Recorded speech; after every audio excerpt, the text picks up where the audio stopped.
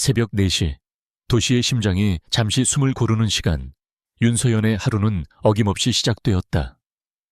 낡고 삐걱거리는 옥탑방의 작은 창문 너머로 서울의 스카이라인이 희미한 실루엣을 드러내고 있었다. 방 안을 채운 것은 차가운 새벽 공기와 곰팡내, 그리고 서연의 희미한 한숨 소리뿐이었다. 그녀는 익숙하게 몸을 일으켜 이불을 개고 낡은 전기 포트에 물을 올렸다. 끓는 물에 인스턴트 커피 가루를 타서 마시는 것이 그녀의 유일한 아침 식사였다. 그녀의 삶은 언제나 이랬다. 20살에 부모님을 사고로 잃고 어린 동생의 학비를 벌기 위해 닥치는 대로 일을 해야 했다. 낮에는 작은 미술관에서 아르바이트를 하고 밤에는 편의점 카운터를 지켰으며 주말에는 식당 서빙까지 나섰다. 잠은 늘 부족했고 피로는 어깨를 짓누르는 돌덩이 같았지만 서연은 단 한 번도 약한 소리를 내뱉지 않았다. 그녀에게는 지켜야 할 동생이 있었고 언젠가는 평범한 삶을 살 수 있을 것이라는 막연한 희망이 있었다. 그리고 그 희망의 중심에는 강민준이라는 남자가 있었다. 진성그룹의 유일한 후계자. 태어날 때부터 모든 것을 손에 쥔 남자. 신문과 방송에서는 연일 그의 행보를 주목했고 사람들은 그를 황태자라 불렀다. 서연이 일하는 작은 미술관에 우연히 들렀던 그날, 두 사람의 세상은 기적처럼 겹쳐졌다. 소박하지만 그림에 대한 깊은 이해를 가지고 있던 서연의 모습에 민주는 강한 흥미를 느꼈고 그의 거만하지 않고 진솔한 모습에 서연은 마음의 문을 열었다. 그들의 사랑은 철저히 비밀이었다. 민주는 바쁜 스케줄을 쪼개 그녀의 옥탑방을 찾았고 서연은 그의 세상에 누가 될까 늘 노심초사했다. 둘은 값비싼 레스토랑 대신 옥탑방 평상에 앉아 캔맥주를 마셨고 화려한 선물 대신 서로의 손을 잡고 낡은 동네 골목을 걸었다. 민주는 언젠가 모든 것을 정리하고 당당하게 그녀를 세상에 소개하겠다고 약속했다. 서연은 그 약속 하나만을 믿고 위태로운 현실을 견뎌내고 있었다. 하지만 몇 주 전부터 서연의 몸에 이상 신호가 찾아왔다. 평소에는 거뜬히 해내던 일에도 숨이 찼고 기름 냄새만 맡아도 헛구역질이 올라왔다. 설마 하는 마음이 불안감과 뒤섞여 심장을 쿵쾅거리게 만들었다. 결국 동이 트기 무섭게 편의점으로 달려가 테스트기를 사온 것이 오늘 새벽이었다. 화장실의 차가운 타일 바닥에 주저앉은 서연은 손에 쥔 작은 막대를 하염없이 내려다보았다. 선명한 두 줄. 부정할 수 없는 현실이었다. 아이가 생겼다. 민준의 아이. 순간 세상의 모든 소리가 멎는 듯 했다. 기쁨보다는 두려움이 먼저 온몸을 휘감았다. 자신과 같은 가난과 고통을 아이에게 물려줄 수는 없었다. 그리고 민준. 진성그룹의 후계자인 그에게 이 아이는 축복이 될까? 아니면 그의 발목을 잡는 족쇄가 될까? 수만 가지 생각이 머릿속을 헤집었다. 떨리는 손으로 휴대폰을 집어들었다. 화면에 뜬 내 사랑이라는 이름이 오늘따라 유난히 아프게 다가왔다. 이른 새벽이었지만 그는 언제나처럼 전화를 받았다. 서연아, 무슨 일이야, 이 시간에. 잠결에도 다정한 그의 목소리에 서연은 울음이 터져 나오는 것을 간신히 참았다. 민준 씨, 나 할 말이 있어요. 서연의 잠긴 목소리에서 심상치 않은 분위기를 감지한 민준의 목소리가 단숨에 진지해졌다. 무서운 일인데 그래. 어디 아파? 아니요, 그게 아니라. 서연은 심호흡을 했다. 그리고 조심스럽게 세상에서 가장 무거운 단어를 꺼냈다. 나 임신했어요. 우리 아기. 수화기 너머로 짧은 침묵이 흘렀다. 서연의 심장이 바닥으로 곤두박질치는 찰나 민준의 다급한 목소리가 들려왔다. 정말이야? 서연아, 그거 정말이야? 네. 세상에. 그의 목소리는 충격과 기쁨이 뒤섞여 미세하게 떨리고 있었다. 그는 잠시 숨을 고르는 듯 하더니 이내 결심이 선 목소리로 단호하게 말했다. 걱정하지 마. 내가 다 책임질게. 당장 어머니께 말씀드리고 너에게 정식으로 청혼할 거야. 조금만 기다려줘. 내가 곧 갈게. 그의 확신에 찬 목소리는 서연의 불안한 마음을 조금은 진정시켜 주었다. 그는 역시 자신이 사랑한 남자였다. 무책임하게 도망치거나 현실을 외면하지 않았다. 서연은 전화를 끊고 하염없이 눈물을 흘렸다. 그것은 두려움의 눈물이자 한편으로는 안도의 눈물이었다. 하지만 서연의 안도는 그리 오래가지 못했다. 이틀 후 민준에게서 연락이 오기를 기다리던 서연의 옥탑방 아래에 번쩍이는 검은색 세단 한 대가 멈춰 섰다. 영화에서나 보던 그 차는 낡고 허름한 골목의 풍경과 기괴할 정도로 어울리지 않았다. 차에서 내린 것은 검은 양복을 입은 감정이라곤 찾아볼 수 없는 얼굴의 중년 남성이었다. 그는 정확히 서연의 집을 향해 계단을 올랐고 녹슨 철문을 두드렸다. 윤서연 씨 되십니까? 네, 그런데 누구시죠? 한선화 회장님께서 보내신 사람입니다. 잠시 댁으로 모시겠습니다. 한선화, 강민준의 어머니이자 대한민국 경제를 쥐고 흔드는 진성그룹의 총수, 철의 여인이라 불리는 그녀였다. 서연은 심장이 철렁 내려앉는 것을 느꼈다.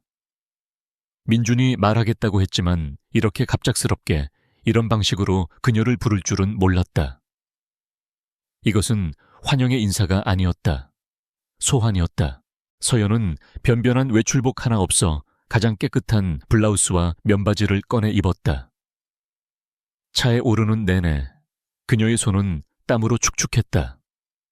차는 소음 하나 없이 서울의 중심부로 미끄러져 들어갔고 이윽고 거대한 유리와 강철로 이루어진 진성그룹 본사 건물 앞에 멈춰 섰다.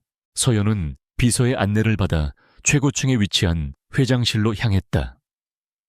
복도는 너무나 고요해서 서연 자신의 구두 소리와 심장 소리만이 울리는 듯했다. 거대한 원목 문이 열리자 압도적인 공간이 그녀를 맞았다. 방 전체를 감싸는 통유리창 너머로 서울의 정형이 파노라마처럼 펼쳐져 있었다. 최고급 가구와 유명 작가의 미술품들이 마치 박물관처럼 놓여 있었지만 공간은 이상할 정도로 차갑고 비인간적인 기운을 내뿜었다. 그리고 그 공간의 중심, 거대한 책상 뒤편에 한선화 회장이 앉아 있었다. 그녀는 서류에서 눈을 떼지 않은 채 서연을 아래 위로 훑어보았다. 그 시선은 날카로운 칼날 같아서 서연의 초라한 옷차림과 불안한 내면을 남김없이 해부하는 듯했다. 서연은 자신도 모르게 마른 침을 삼켰다. 앉아. 명령에 가까운 짧은 말이었다. 서연이 조심스럽게 맞은편 의자에 앉자 그제야 한 회장은 서류를 내려놓고 서연을 똑바로 응시했다. 우아하게 나이든 얼굴이었지만 그 눈빛에는 사람을 얼어붙게 만드는 냉기가 서려 있었다. 윤서연이라고 했던가? 네, 회장님. 내 아들 민준이와는 언제부터 만났지? 질문이라기보다는 신문에 가까운 어조였다. 서연은 떨리는 목소리로 처음 만났던 날을 이야기했다. 한 회장은 아무런 표정 변화 없이 듣고만 있었다. 그녀의 침묵은 그 어떤 질책보다도 서연을 압박했다. 그래서 뱃속의 아이는 몇 주나 됐고 한 회장은 마치 사업 보고를 받는 것처럼 몸이 건조하게 물었다. 서연은 얼굴이 화끈거리는 것을 느끼며 간신히 대답했다. 아직 병원에는 가보지 못했지만 6주 정도 된 것 같습니다. 그래. 한 회장은 짧게 답하고는 다시 침묵했다. 그녀는 서연의 반응을 살피는 듯 찰나의 순간도 놓치지 않고 꿰뚫어 보고 있었다. 서연은 이 숨막히는 시간이 영원처럼 느껴졌다. 어쩌면 그녀는 돈 봉투를 내밀며 아이를 지우라고 할지도 모른다. 아니면 당장 아들 앞에서 사라지라고 협박할지도. 온갖 끔찍한 상상들이 머릿속을 스쳐 지나갔다. 그때 한 회장이 책상 서랍에서 얇은 서류 봉투 하나를 꺼내 서연의 앞으로 밀었다. 열어봐. 서연은 조심스럽게 봉투를 열었다. 안에서 나온 것은 낯선 이름의 통장이었다. 그녀는 천천히 통장을 펼쳐보았다. 그리고 그 안에 찍힌 숫자를 본 순간 서연은 자신의 눈을 의심했다. 1, 10, 백, 천, 만. 동그라미가 너무 많아 현실감이 느껴지지 않았다. 몇 번을 다시 세어봐도 마찬가지였다. 지침 찬찬매시원, 100억. 그게 무슨... 서연이 충격에 빠져 말을 잇지 못하자 한 회장이 차가운 목소리로 입을 열었다. 그녀의 목소리에는 단 한 톨의 감정도 실려 있지 않았다. 내 아들의 아이를 가졌다고 들었다. 진성그룹의 대를 이을 아이를. 그녀는 사랑이나 결혼이라는 단어 대신 내 아들의 아이, 진성그룹의 대라는 표현을 썼다. 결혼은 진행할 거다. 뱃속의 아이가 세상의 빛을 보기 전에 조용하고 신속하게. 그 돈은 예물이다. 너에게 주는 내 선물이자 진성과 며느리로서의 품위 유지비이기도 하지. 선물, 예물. 하지만 서연의 귀에는 그 단어들이 전혀 다른 의미로 들렸다. 이것은 축복이 아니었다. 명백한 거래였다. 그녀의 존재, 그녀의 사랑, 그리고 뱃속의 아이까지 모두 포함된 가격표. 100억이라는 천문학적인 액수는 서연의 삶 전체를 단번에 사들이겠다는 선언과도 같았다. 한 회장은 서연의 창백한 얼굴을 보며 말을 이었다. 그 눈빛은 마치 하찮은 물건을 내려다보는 듯 했다. 오해하지는 마라. 나는 네가 마음에 들어서 이러는 게 아니야. 내 손주에게 사생아라는 꼬리표를 달아줄 수는 없으니 어쩔 수 없이 내리는 결정일 뿐. 너는 그저 내 손주를 낳아줄 대리모. 그 이상도 이하도 아니야.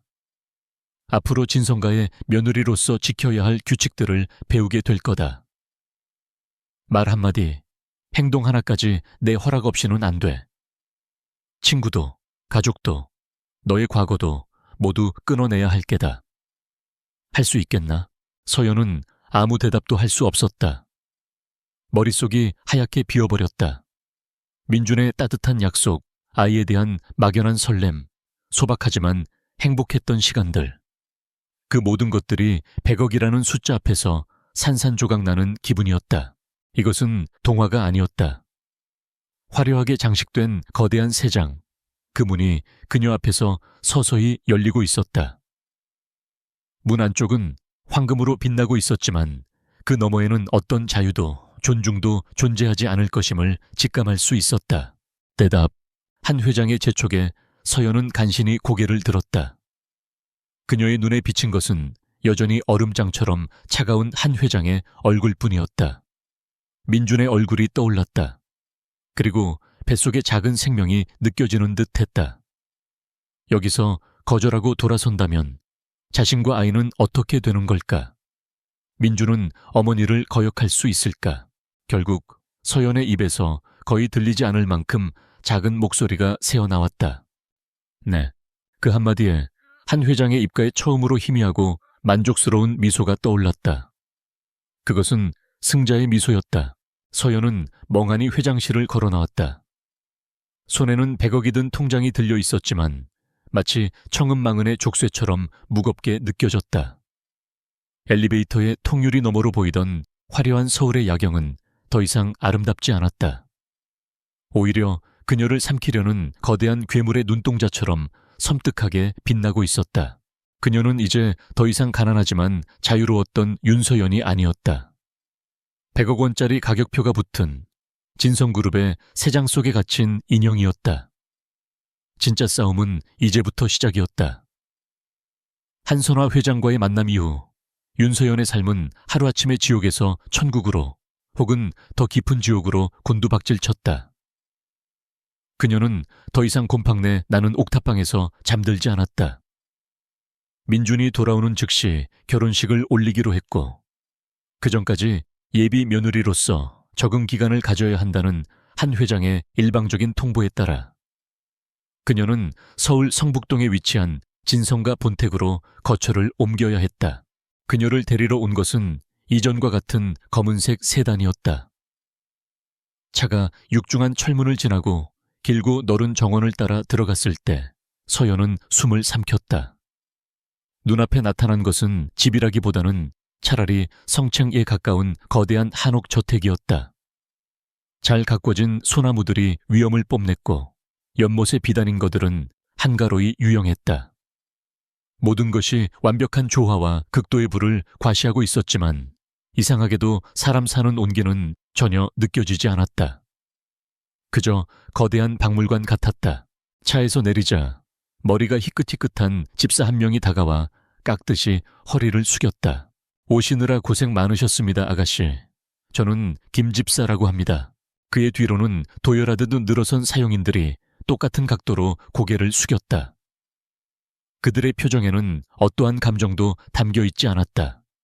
오직 철저한 훈련으로 몸에 밴 복종만이 존재할 뿐이었다. 서연은 그들의 시선 속에서 자신이 이 집의 안주인이 아니라 감시받아야 할 이물질이라는 것을 본능적으로 깨달았다. 안으로 들어서자 한 회장이 서연을 맞았다. 그녀는 여전히 서늘한 미소를 띤 채 집 안 곳곳을 소개했다. 여긴 네가 지낼 방이다. 필요한 건 뭐든 김 집사에게 말하거라. 부족함 없이 채워줄 테니. 서연에게 배정된 방은 그녀가 살던 옥탑방의 몇 배는 될 법한 크기였다. 최고급 원목 가구와 실크 벽지, 창밖으로는 아름다운 정원이 내다보였다. 하지만 서연에게는 황금으로 만든 감옥처럼 느껴질 뿐이었다. 짐이라고 해봐야 낡은 가방 하나가 전부인 그녀는 그 거대한 공간 속에서 섬처럼 외로웠다. 그날 저녁 첫 가족 식사가 열렸다. 급한 출장에서 막 돌아온 민준이 서연의 옆자리를 지켰다. 그는 서연의 손을 몰래 꽉 잡아주며 안심하라는 눈빛을 보냈지만 서연의 불안은 가시지 않았다. 거대한 식탁의 상석에 앉은 한 회장의 존재감은 식당의 공기마저 얼어붙게 만들었다. 서연 양, 음식이 입에 맞는지 모르겠구나. 워낙 먹고 자란 환경이 달라서. 부드러운 말투였지만 그 안에는 날카로운 가시가 숨어 있었다.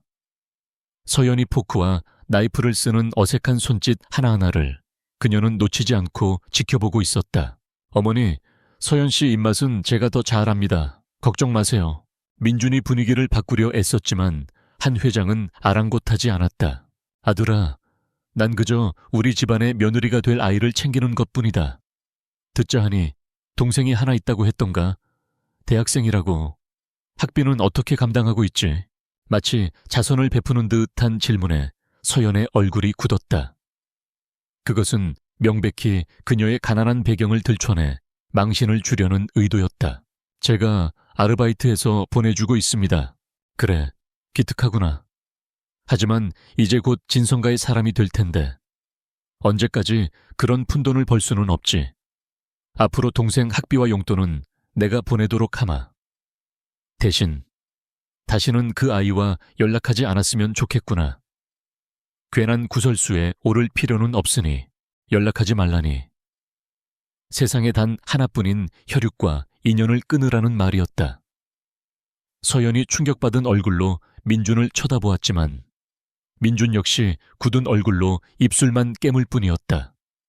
어머니의 결정에 감히 반박하지 못하는 그의 모습에서 서연은 깊은 절망감을 느꼈다. 다음 날 민준은 싱가포르에서 열리는 긴급 이사회에 참석해야 한다며 급히 집을 나섰다. 미안해 서연아, 금방 다녀올게. 무슨 일 있으면 바로 전화하고. 어머니께서 널 힘들게 하진 않으실 거야. 그는 어머니의 진짜 속내를 전혀 모르는 듯 했다. 민준이 떠나자마자 한 회장의 본색이 드러났다. 그녀는 서연에게 진성가 며느리가 되기 위한 교육을 시작했다. 그것은 경영이나 내조에 관한 것이 아니었다.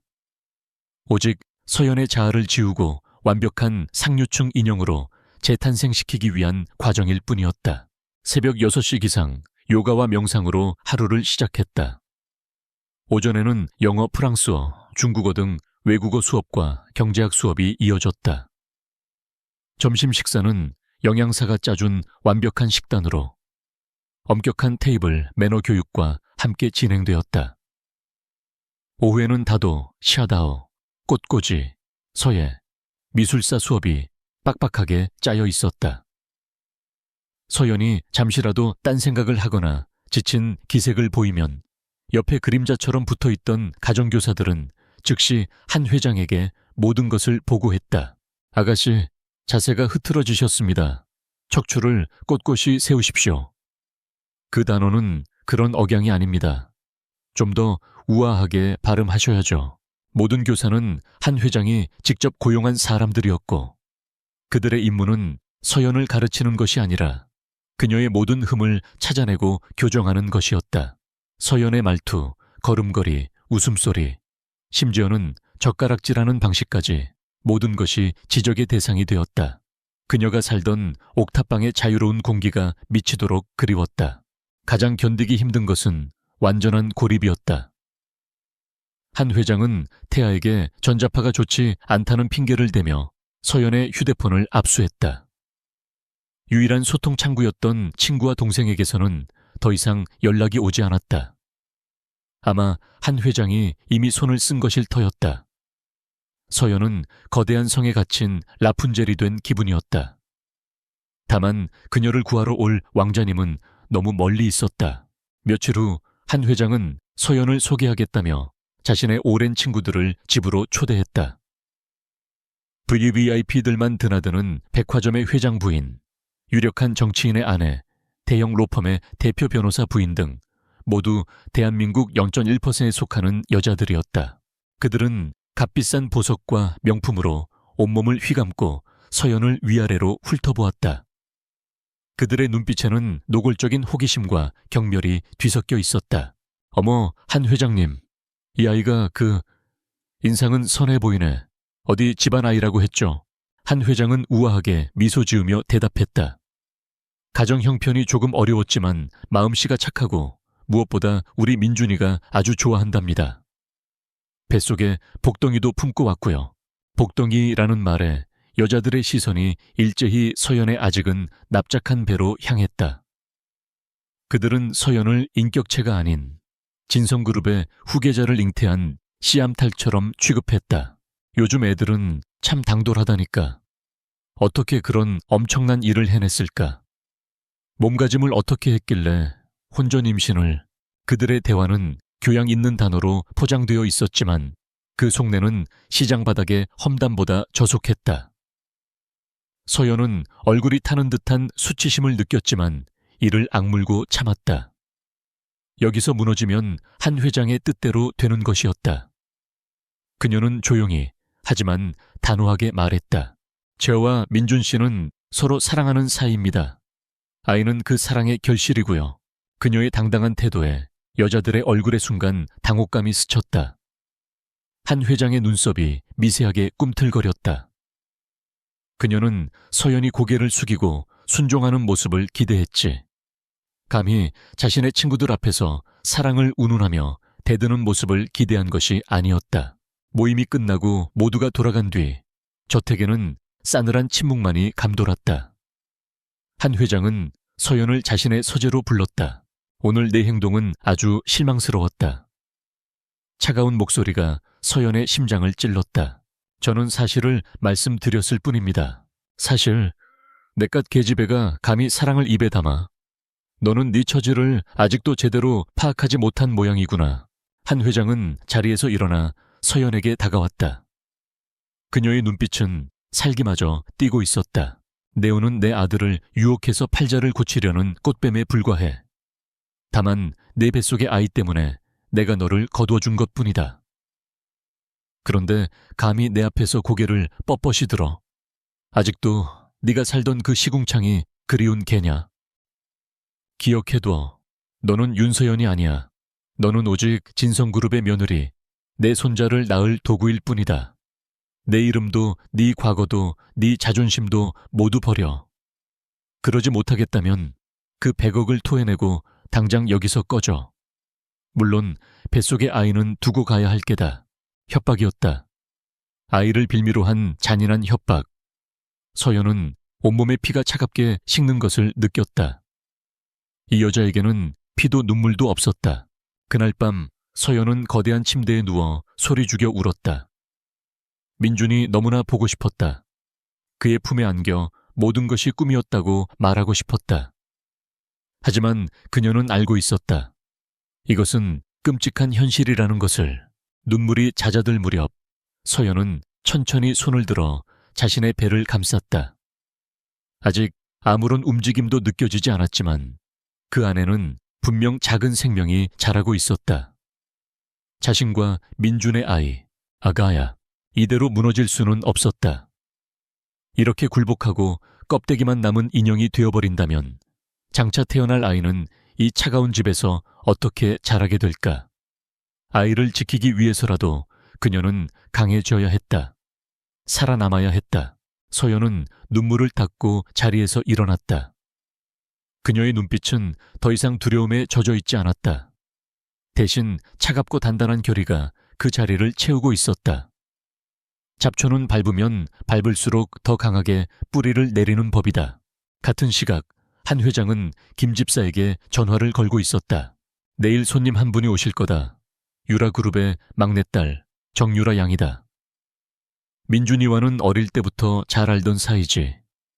민준이가 돌아오면 함께 저녁 식사를 할 수 있도록 준비해두게. 수학이 넘어 김 집사의 대답을 들으며 한 회장은 만족스러운 미소를 지었다. 그 아이는 아직도 자기가 누구인지 모르는군. 뿌리 깊은 잡초는 뽑아내기가 더 힘든 법이지. 더 강한 자극이 필요할 것 같구나. 그녀의 눈빛이 창밖에 짙은 어둠처럼 차갑게 빛났다. 서연의 앞날에 드리워질 또 다른 폭풍을 예고하고 있었다. 한선화 회장의 예고대로 다음 날 오후 저택에는 새로운 손님이 찾아왔다. 대한민국 굴지의 유통대기업 유라그룹 정 회장의 막내딸 정유라였다. 그녀는 머리부터 발끝까지 완벽하게 계산된 모습으로 등장했다. 최신 컬렉션의 샤넬 트위드 재킷과 진주 목걸이는 그녀의 귀족적인 분위기를 한층 돋보이게 했다. 상냥하게 미소 짓는 얼굴에는 한 점의 그늘도 없었고 몸에 밴 우아함과 자신감은 서연이 아무리 노력해도 흉내낼 수 없는 종류의 것이었다. 그녀는 태생부터 다른 세계의 사람이었다. 어머님, 잘 지내셨어요? 요즘 이사회 일 때문에 통 찾아뵙질 못했네요. 정유라는 한 회장을 친어머니처럼 따르며 살갑게 팔짱을 꼈다. 한 회장은 평소의 냉정함은 온데간데 없이 따뜻한 미소로 그녀를 맞았다. 오랜만이구나, 유라야. 안 그래도 네 생각하고 있었다. 우리 민준이도 곧 올 텐데 잘 맞춰왔구나. 두 사람이 화기애애한 대화를 나누는 동안 서연은 투명인간처럼 그 옆에 서 있었다. 유라는 그제야 서연을 발견한 듯 과장되게 눈을 동그랗게 떴다. 어머, 이쪽이 소문으로만 듣던 그 서연 언니? 그녀는 서연에게 다가와 손을 잡으며 상냥하게 웃었다. 하지만 그 눈빛은 철저히 서연을 위아래로 훑으며 값을 매기고 있었다. 언니라는 호칭은 친근함의 표시가 아니라 명백한 서열 정리였다. 만나서 반가워요. 말씀 많이 들었어요. 참 소박하고 순수한 분이라고. 소박하고 순수하다는 말은 이들의 세계에서 촌스럽고 무식하다는 말과 동의어였다. 서연은 모욕감을 애써 감추며 마주 웃었다. 저도 말씀 많이 들었습니다, 유라씨. 그때 현관문이 열리며 싱가포르 출장에서 돌아온 민준이 들어섰다. 피곤한 기색이 역력했지만 서연을 발견한 순간 그의 얼굴이 환하게 밝아졌다. 세어연아. 그가 서연에게 다가가려던 순간 유라가 먼저 그의 앞을 가로막았다. 민준 오빠, 오랜만이야.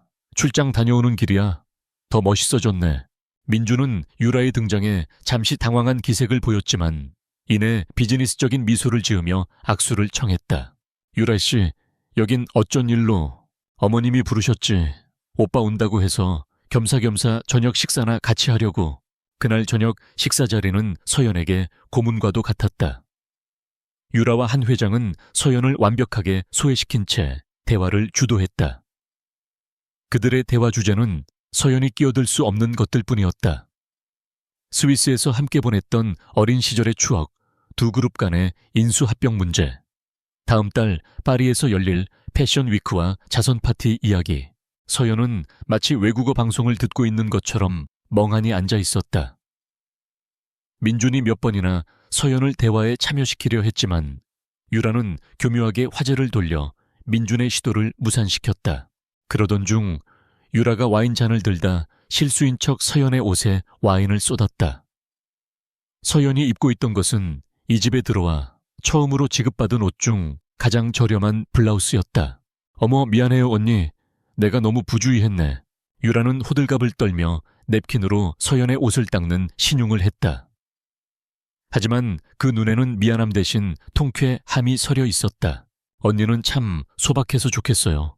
민준 오빠가 그런 점에 끌렸나 봐요. 하지만 진성그룹의 안주인 자리는 소박함만으로는 지킬 수 없는데 걱정이네요. 그것은 모두가 들으라는 듯한 노골적인 공격이었다. 식탁의 공기가 순간 차갑게 얼어붙었다. 민준의 얼굴이 굳어졌다. 정유라 씨, 말이 좀 지나치군요. 어머, 오빠. 난 그저 언니를 위해서 하는 말인데. 진심으로 걱정돼서 그만해. 민준이 단호하게 말을 끊자 옆에 있던 한 회장이 나섰다. 아들아, 유라 말에 틀린 게 뭐가 있느냐. 다 서연 양을 위해 하는 조언 아니겠니? 너는 너무 예민하게 구는구나. 어머니의 비호에 유라는 의기양양한 미소를 지었다. 서연은 깨달았다.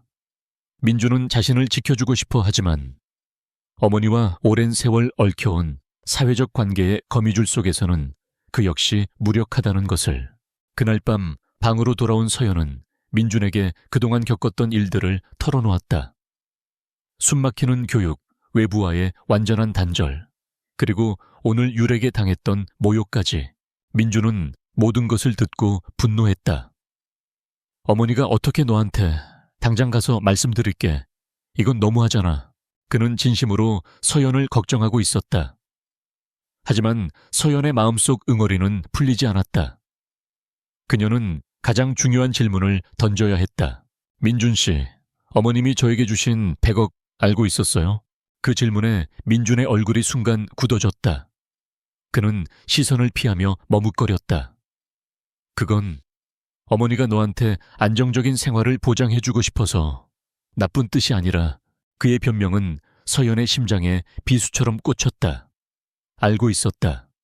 그 역시 이 거래의 공모자였다. 서연의 목소리가 얼음처럼 차가워졌다.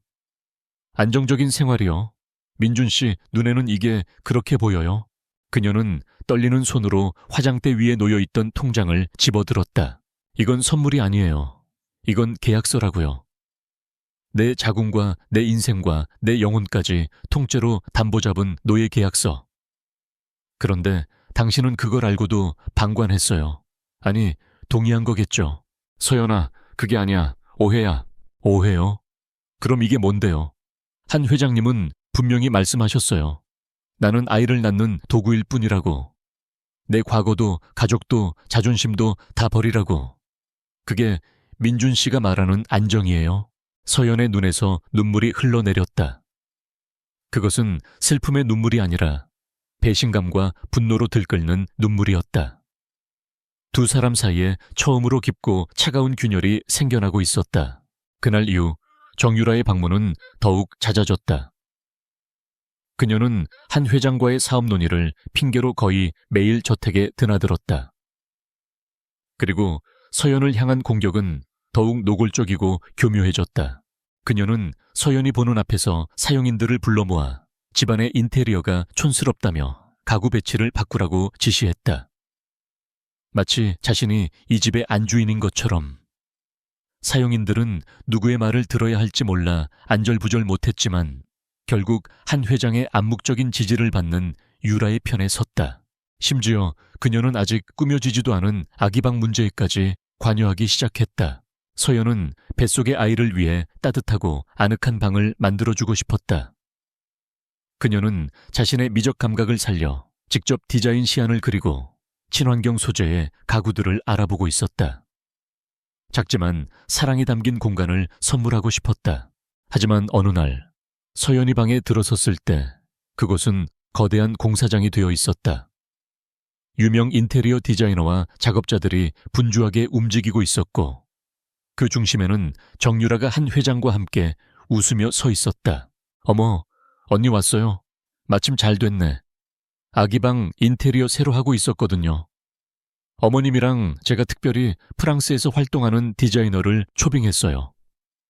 가구는 전부 이탈리아 명품 브랜드에서 주문 제작했고 저기 걸릴 그림은 경매에서 5억 주고 낙찰받은 거예요. 우리 조카가 쓸 빵인데 최고급으로 해줘야죠. 유라는 의기양양하게 설명했다. 서연이 소중하게 준비했던 디자인 시안은 구석에 휴지처럼 구겨진 채 버려져 있었다. 서연의 작은 꿈과 정성은 돈의 힘 앞에 무참히 짓밟혔다. 그것은 서연의 모성에 대한 직접적인 침해이자 이 집에서 그녀의 자리는 없다는 명백한 선언이었다. 서연은 아무 말도 하지 않고 조용히 방을 나왔다. 분노로 온몸이 떨렸지만 이제 더 이상 눈물은 나지 않았다. 그날 밤 서연은 텅 빈 아기 방에 홀로 섰다. 최고급 자재와 명품 가구들로 가득 찬 방은 화려했지만 시체처럼 차갑고 삭막했다. 그곳에는 엄마의 사랑이 들어설 자리가 없었다. 방 한가운데 놓인 거대한 황금빛 거울이 서연의 모습을 비추고 있었다. 거울 속의 여자는 창백하고 지쳐 보였지만 그 눈은 이전과 달리 이글이글 타오르는 불꽃을 담고 있었다. 모든 환상이 깨졌다. 민준의 사랑만으로는 이 거대한 성벽을 넘을 수 없다는 것을 깨달았다. 그는 좋은 사람이었지만 자신을 온전히 지켜줄 만큼 강하지는 못했다. 그렇다면 이제 스스로 싸워야 했다. 서연은 자신의 배를 부드럽게 감쌌다. 아가야, 엄마가 지켜줄게. 누구도 널 함부로 대하게 두지 않을 거야. 그녀는 거울 속 자신을 똑바로 마주보았다. 그 눈빛은 더 이상 순진한 사랑에 빠진 가난한 소녀의 것이 아니었다. 모든 것을 잃은 자리에서 가장 소중한 것을 지키기 위해 모든 것을 걸기로 결심한 전사의 눈빛이었다. 그래, 이것은 계약이었다. 일방적이고 불공정한 계약. 그녀의 입가에 차가운 미소가 떠올랐다. 그렇다면 계약의 조건은 나도 정할 수 있어야지. 당신들이 내게서 모든 것을 빼앗으려 한다면 나 역시 당신들의 가장 중요한 것을 흔들어 주겠어. 그것은 진성가와 한선화 회장을 향한 조용한 선전포고였다. 정유라의 아기방 사건 이후 윤서연에게는 미묘한 변화가 찾아왔다. 그녀는 더 이상 슬퍼하거나 좌절하지 않았다. 눈물은 말랐고 그 자리에는 차가운 이성이 들어섰다. 그녀는 한선화가 자신에게 씌운 굴레를 순순히 받아들이는 척했다. 숨막히는 교육 스케줄을 군소리 없이 소화했고 자신을 멸시하는 가정교사들의 가르침을 스펀지처럼 흡수했다.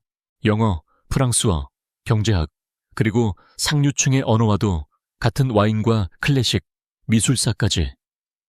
그녀는 자신을 억압하는 도구들을 역으로 자신의 무기로 만들기 시작했다. 그녀의 목표는 더 이상 순종적인 인형이 되는 것이 아니었다. 적의 세계를 완벽하게 이해하고 그들의 규칙을 익혀 가장 약한 고리를 찾아내기 위함이었다. 그녀의 놀라운 학습 능력과 지적인 태도에 가정교사들은 당황하기 시작했다. 처음에는 근본 없는 것이라며 무시했지만 이제는 그녀의 날카로운 질문에 진땀을 흘리기 일쑤였다. 이 모든 변화는 당연히 한선화 회장의 귀에도 들어갔다. 한 회장은 길들여질 줄 알았더니 오히려 더 강해지는 서연의 모습에 불쾌함을 느꼈지만 겉으로는 드러내지 않았다. 그저 더 강한 올가미를 준비할 뿐이었다. 서연이 찾아낸 약한 고리는 바로 예술이었다. 진성그룹은 재계에서 손꼽히는 규모의 미술재단과 사립미술관을 운영하고 있었다. 그것은 한선화 회장의 자부심이자 부와 교양을 동시에 과시하는 가장 강력한 수단이었다. 저택의 복도와 응접실 곳곳에는 값을 매길 수 없는 그림과 조각품들이 걸려 있었다. 한 회장은 종종 유력 인사들을 집에 초대해 자신의 컬렉션을 자랑하곤 했다. 과거 작은 미술관에서 보건보조 아르바이트를 했던 경험과 타고난 미적 감각, 그리고 혹독한 교육을 통해 얻은 전문 지식이 더해지자 서연의 눈에는 이전에는 보이지 않던 것들이 보이기 시작했다. 기회는 생각보다 빨리 찾아왔다. 어느 날 저녁 한 회장은 스위스의 유명 미술품 컬렉터이자 사업 파트너인 쿤스트 씨를 저택으로 초대했다. 정유라와 민준도 당연히 그 자리에 함께했다. 서연은 여느 때처럼 병풍처럼 조용히 앉아 있었다. 쿤스트 씨는 응접실 벽에 걸린 추상화 한 점 앞에서 발걸음을 멈췄다. 얼마 전 한 회장이 거액을 주고 사들인 현대 미술가의 작품이었다. 오, 한 회장님. 대단한 작품을 손에 넣으셨군요. 이 작가의 초기작은 시장에 거의 나오지 않는데 말입니다. 붓터치가 정말 대담하고 힘이 넘칩니다. 한 회장의 얼굴에 만족스러운 미소가 번졌다. 정유라도 옆에서 거들었다. 쿤스트 씨는 역시 안목이 뛰어나시네요. 어머님께서 이 작품을 구하기 위해 얼마나 공을 들이셨다고요. 모두가 그림을 칭송하는 동안 서연은 조용히 그림을 응시하고 있었다. 무언가 이상했다. 전체적인 구도와 색감은 완벽했지만 캔버스 귀퉁이의 미세한 균열, 물감이 마른 질감, 그리고 무엇보다 작가의 서명에서 느껴지는 부자연스러운 망설임. 서연의 온몸의 감각이 저 그림은 가짜라고 비명을 지르고 있었다. 그것은 아주 정교하게 만들어진 위작이었다. 하지만 서연은 그 자리에서 아무 말도 하지 않았다. 그것은 자살 행위나 다름없었다. 대신 그녀는 며칠 뒤 미술사 수업 시간에 가정교사에게 넌지시 질문을 던졌다. 선생님, 얼마 전 뉴스에서 유명 화가의 위작이 수십억에 거래되었다는 기사를 봤어요. 위작을 구별하는 것이 그렇게나 어려운가요? 미술사 교수는 기다렸다는 듯이 위작 감별법에 대해 장황하게 설명하기 시작했다. 서연은 그의 말을 진지하게 듣다가 아주 순진한 얼굴로 물었다. 그럼 저희 응접실에 걸려있는 그 그림은 진품이 확실하겠죠? 워낙 귀한 작품이라고 들어서요. 혹시 작품 보증서나 소장 이력 같은 것도 다 확인하고 구입하신 거겠죠? 그녀의 질문에 교수의 얼굴이 순간 미묘하게 굳어졌다. 그 그림의 구매를 담당했던 큐레이터는 바로 자신의 대학 후배였고 그 과정에서 석연치 않은 점이 있다는 소문을 얼핏 들었던 것이다. 서연은 그 찰나의 흔들림을 놓치지 않았다. 의심의 씨앗은 그렇게 뿌려졌다. 며칠 후 민준이 출장에서 돌아왔다. 그는 지난번 서연과의 다툼을 마음에 담아두고 있었는지 돌아오자마자 서연의 방으로 찾아왔다. 서연아, 미안했어. 내가 너무 어리석었지. 당신 마음이 어땠을지 헤아리지 못했어. 그의 진심 어린 사과에 서연의 마음도 조금은 누그러졌다. 하지만 그녀는 더 이상 예전처럼 그의 말에만 기대지 않았다. 민준의 눈에 비친 서연은 어딘가 달라져 있었다. 이전처럼 불안해하거나 슬퍼 보이지 않았다. 오히려 차분하고 단단한 자신감이 느껴졌다. 그리고 그는 집안의 공기가 자신 없는 사이에 서연에게 더욱 적대적으로 변해 있다는 것을 금세 알아차렸다. 정유라는 이제 아예 자기 집처럼 드나들며 사사건건 서연을 통제하려 들었다. 심지어 서연의 식당까지 태아에게 좋다는 핑계를 대며 멋대로 바꾸고 있었다.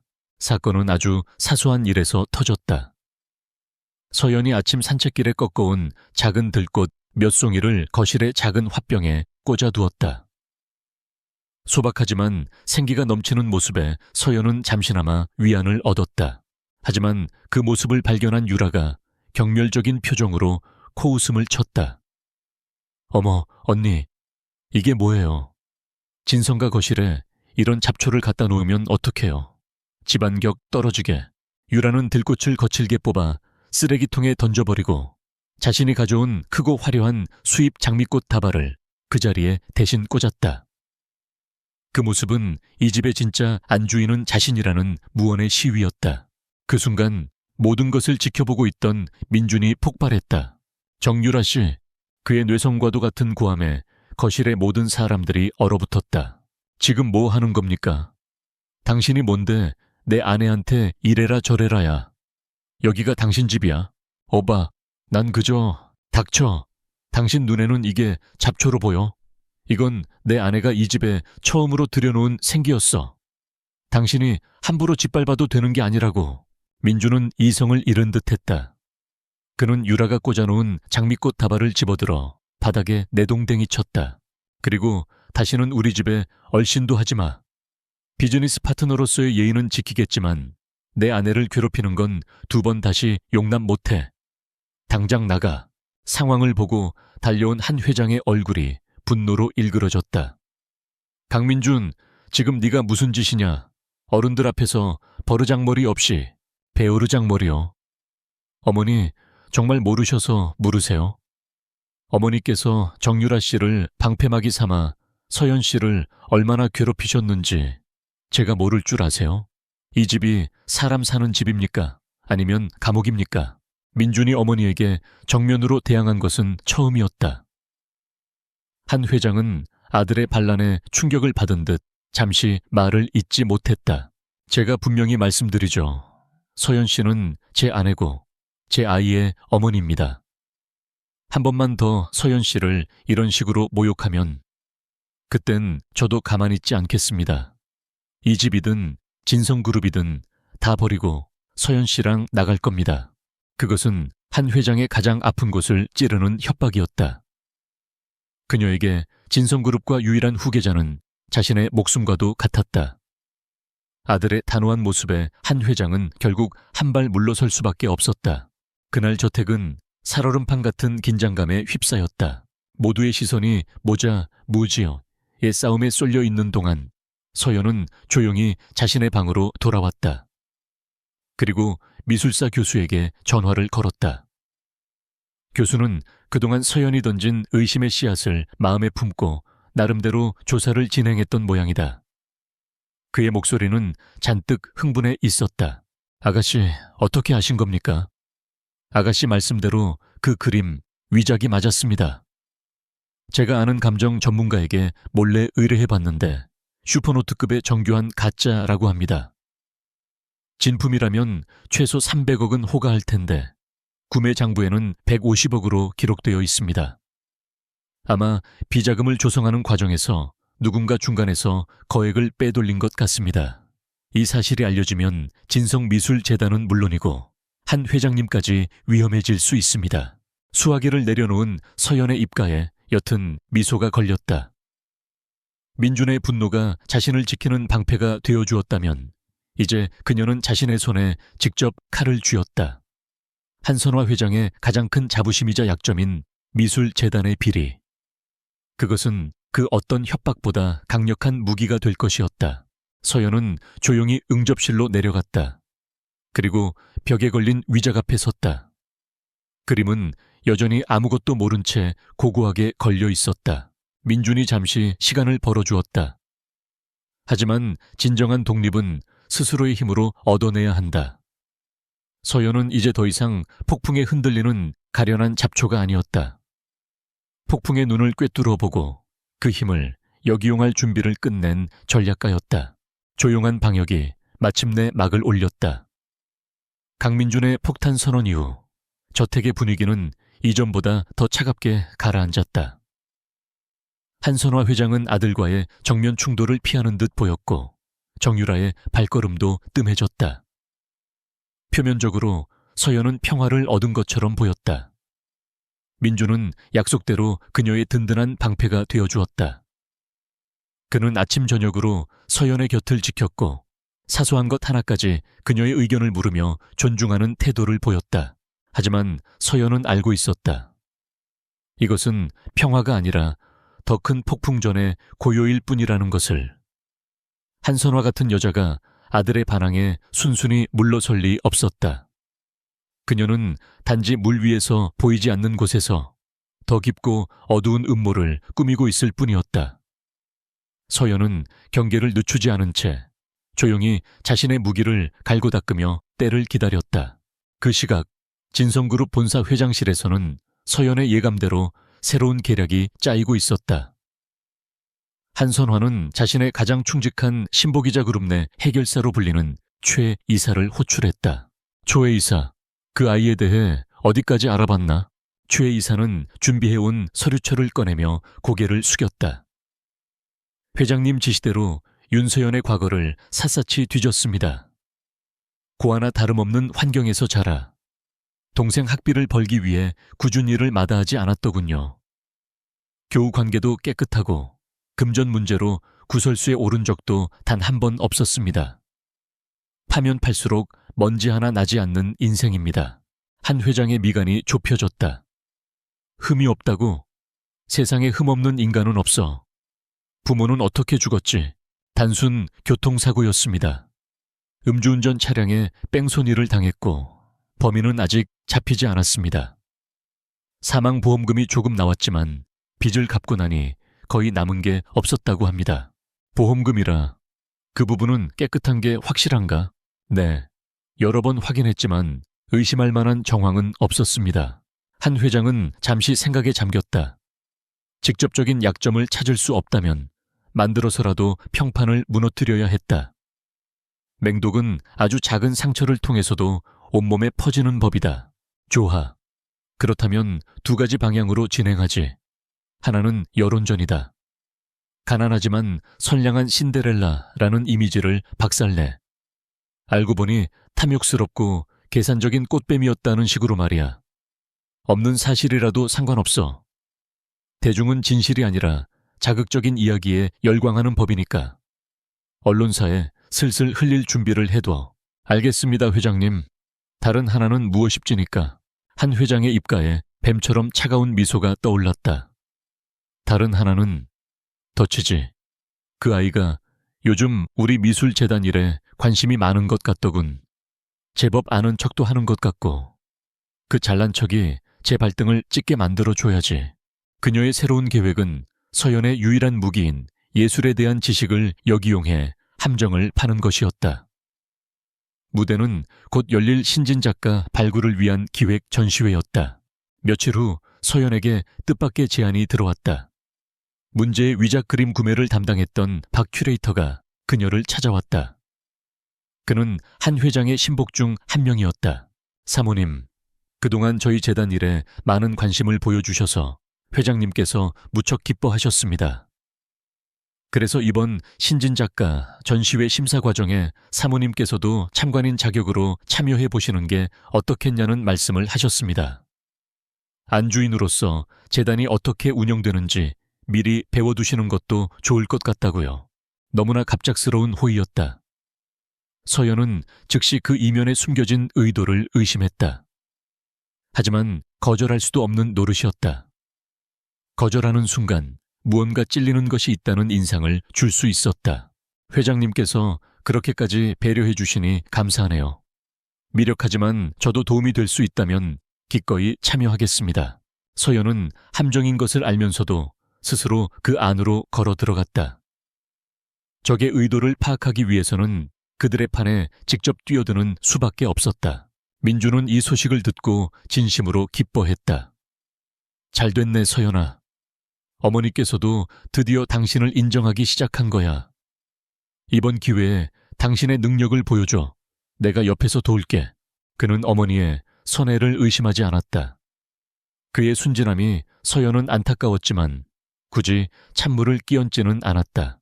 심사는 며칠에 걸쳐 진행되었다. 수많은 신진 작가들의 포트폴리오가 서연의 앞에 놓였다. 서연은 최선을 다해 작품들을 검토했다. 그러던 중 그녀의 눈에 유독 한 작가의 이름이 자주 띄었다. 김민석이라는 무명 작가였다. 그의 작품은 기술적으로는 나쁘지 않았지만 독창성이나 예술적인 깊이가 현저히 떨어졌다. 그런데 이상하게도 박 큐레이터를 비롯한 심사위원 몇몇이 그의 작품을 입에 침이 마르도록 칭찬하며 밀어붙이고 있었다. 뭔가 있어. 서연의 직감이 경고 신호를 보냈다. 그녀는 조용히 김민석이라는 작가의 뒷조사를 시작했다. 그녀에게는 이제 민준 몰래 고용한 유능한 조력자, 그녀의 오랜 친구이자 IT 전문가인 지혜가 있었다. 한편 최 이사는 계획의 다음 단계를 실행하고 있었다. 그는 김민석 작가를 은밀히 만났다. 김 작가, 이번 진성미술재단 전시회에 꼭 뽑히고 싶다고 했지. 네, 이사님. 제 평생의 소원입니다. 내가 그 소원 이뤄주지. 대신 조건이 하나 있어. 최 이사는 돈가방을 테이블 위에 올려놓았다. 그 안에는 5천만 원의 현금 다발이 들어있었다. 이건 자네를 위한 격려금일세. 그리고 자네는 이 돈의 일부인 1천만 원을 내가 알려주는 계좌로 이체하기만 하면 돼. 아주 간단하지. 최 이사가 알려준 계좌는 철저히 대포 계좌였지만 예금주의 이름은 박은영이었다. 그것은 서연의 돌아가신 어머니의 이름이었다. 모든 준비는 끝났다. 서연이 김민석 작가를 최종 선정자 명단에 올리는 것에 동의하는 순간 덫은 작동할 것이었다. 최종 심사일, 서연은 여전히 김민석의 작품에 대해 회의적이었다. 이 작가의 작품은 다른 지원자들에 비해 독창성이 부족한 것 같습니다. 다시 한번 논의해봐야 하지 않을까요? 그녀의 반대에 박 큐레이터의 얼굴이 순간 굳어졌다. 사모님, 신진 작가에게는 기회를 주는 것이 중요합니다. 이 정도면 잠재력이 충분하다고 봅니다만 다른 심사위원들도 그를 거들었다. 서연은 자신이 여기서 더 반대해봐야 소용이 없다는 것을 깨달았다. 이미 판은 짜여 있었다. 그녀는 결국 마지못해 동의하는 척했다. 알겠습니다. 여러 전문가분들의 의견이 그렇다면 따르도록 하죠. 그 순간 박 큐레이터의 입가에 희미한 미소가 스쳐 지나갔다. 서연은 그것을 놓치지 않았다. 그리고 바로 다음 날 아침 모든 것이 터졌다. 진성그룹의 유독 적대적인 기사를 쓰기로 유명한 한 인터넷 연예 매체에 단독 기사가 올라왔다. 단독. 진성그룹의 신데렐라. 데뷔 무대는 비리. 신인 작가로부터 거액 뇌물 수수 의혹. 기사는 매우 구체적이고 악의적이었다. 서연이 심사위원이라는 직위를 이용해 특정 작가에게 특혜를 주었으며 그 대가로 작가로부터 1천만 원을 차명 계좌를 통해 건네받았다고 보도했다. 증거로는 김민석 작가와 박은영 명의의 계좌 사이에 오고 간 입금 확인증 사진이 첨부되어 있었다. 기사는 서연의 불우한 과거를 상세히 언급하며 그녀가 돈에 눈이 멀어 결국 본색을 드러낸 파렴치한 골드디거라고 매도했다. 기사는 온라인 커뮤니티와 SNS를 통해 순식간에 퍼져나갔다. 여론은 삽시간에 들끓었다. 신데렐라의 배신에 대중은 분노했다. 서연의 이름은 포털사이트 실시간 검색어 1위에 올랐고 그녀를 향한 온갖 비난과 저주의 댓글이 폭포수처럼 쏟아졌다. 서연은 자신의 방에서 태블릿 PC로 그 기사를 읽고 있었다.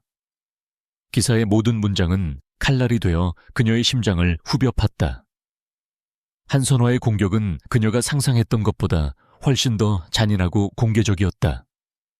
이것은 단순한 함정이 아니었다. 그녀의 사회적 생명을 완전히 끊어버리려는 명백한 살인 시도였다. 저택의 벽이 다시 그녀를 향해 조여오는 듯했다.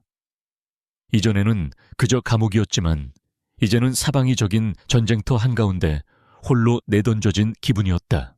똑똑. 노크 소리와 함께 민준이 창백한 얼굴로 방에 들어왔다. 그의 손에도 기사가 뜬 휴대폰이 들려 있었다. 서연아, 이게 다 뭐야? 그의 목소리는 충격과 혼란으로 떨리고 있었다. 서연은 조용히 태블릿을 내려놓고 그를 마주보았다. 그녀의 얼굴에는 놀랍게도 눈물이나 두려움이 없었다. 오직 얼음처럼 차갑고 고요한 분노만이 서려 있었다. 전쟁의 서막이 올랐다.